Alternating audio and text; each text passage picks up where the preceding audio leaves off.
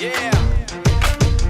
For those of you that wanna know what we're all about, it's like this, y'all.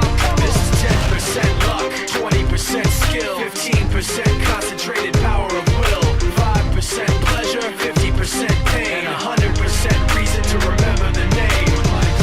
He doesn't need his name up in lights, he just wants to be heard, whether it's the beat of the mic. He feels so unlike everybody else, alone, in spite of the fact that some people still think that they know him, but fuck him, he knows the code. It's not about the salary, it's all about reality and making some noise, making a story, making sure his click stays up. That means when he puts it down, Tox picking it up. Let's go. Who the hell is he anyway? He never really talks much, never concerned with status, but still even